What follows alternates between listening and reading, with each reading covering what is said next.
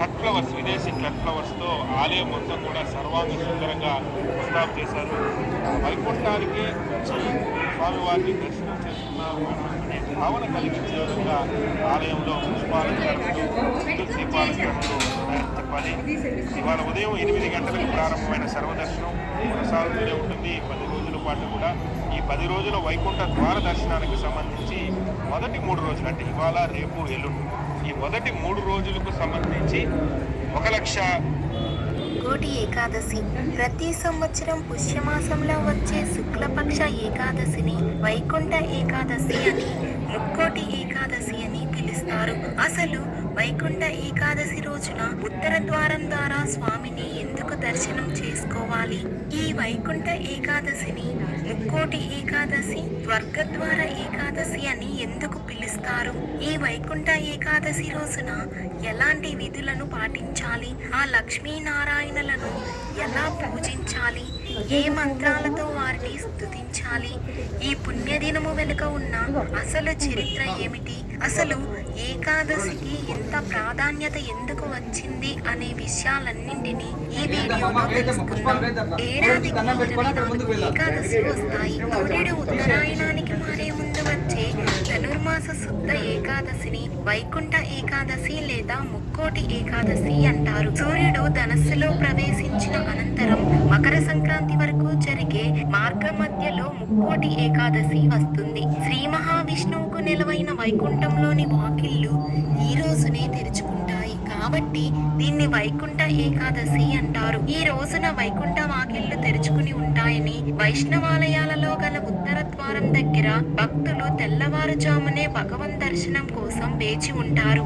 ఈ రోజు శ్రీ మహావిష్ణువు గరుడ వాహనారూఢుడై 33 కోట్ల దేవతలతో భూలోకానికి దిగి వచ్చి భక్తులకు దర్శనమిస్తారు కనుక దీనిని ముక్కోటి ఏకాదశి అని పేరు వచ్చింది. ఈ ఒక్క ఏకాదశి 3 కోట్ల ఏకాదశులతో సమానమైన పవిత్రతను తీసుకొస్తుంది.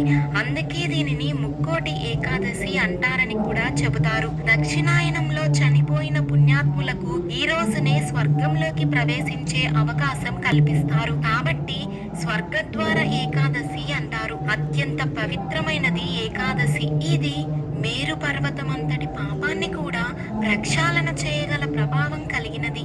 ఏకాదశి వ్రతం నాడు చేసే పూజలు, స్నానం, దానం ఇలా ఏ ఒక్క పుణ్యకార్యమైనా సరే అఖండ పుణ్య ఫలితాన్ని ఇస్తుంది. శ్రీ మహావిష్ణువుకు అత్యంత ప్రీతికరమైనది కాబట్టి ఏకాదశిని హరివాసనం అని కూడా అంటారు. కృతయుగంలో చంద్రావతి నగరం రాజధానిగా చేసుకుని మురా అనే రాక్షసుడు రాజ్యపాలన చేస్తూ ఉండేవాడు. అతను ప్రజానికాన్ని పట్టి పీడిస్తూ క్రూరంగా హింసించేవాడు. దేవతలను సైతం ఓడించి త్రిమూర్తుల మీదకి కాలు దువ్వడం మొదలుపెట్టాడు.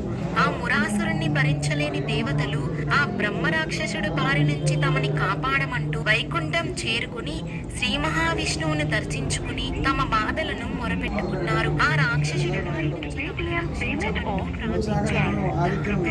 శ్రీ మహావిష్ణువు యుద్ధానికి సన్నద్ధమయ్యారు. మురా రాక్షసుడికి శ్రీ మహావిష్ణువుకి మధ్య భీకరమైన సంగ్రామం మొదలైంది. వందల సంవత్సరాలుగా యుద్ధం జరుగుతున్నా ఎవ్వరికీ స్పష్టమైన గెలుపు రాకుంది. శ్రీహరికి భయపడిన మురాసురుడు సాగర గర్భంలోకి వెళ్లి దాక్కుంటాడు.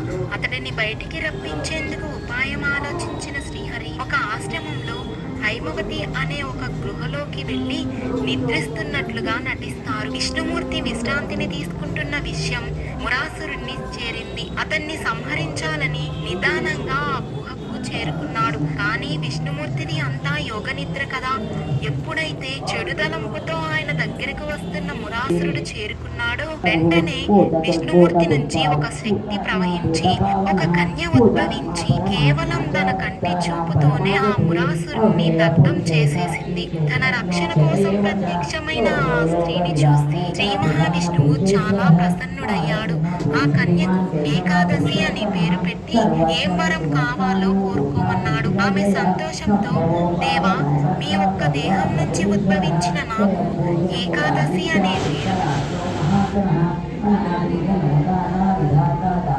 గల పాపాలు తొలగి వైకుంఠ ప్రాప్తి కలిగేలా ఆశీర్వదించండి అని అడిగింది.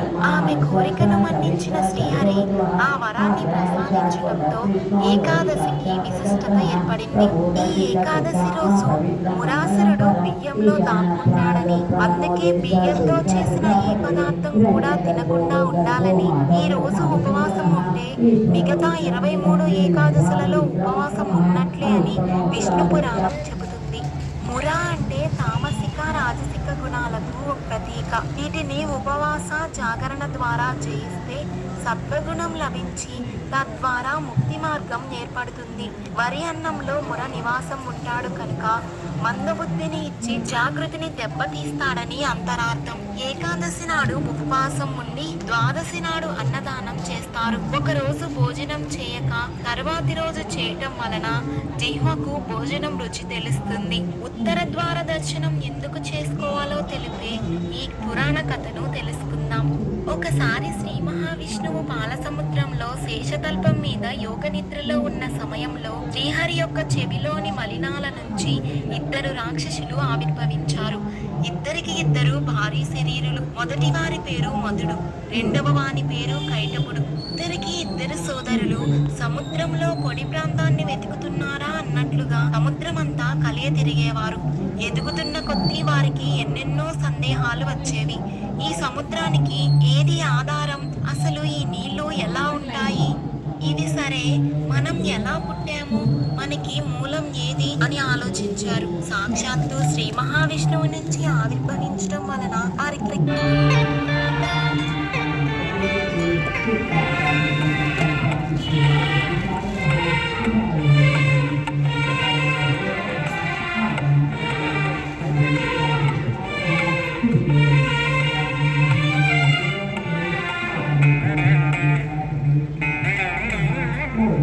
కంచిలో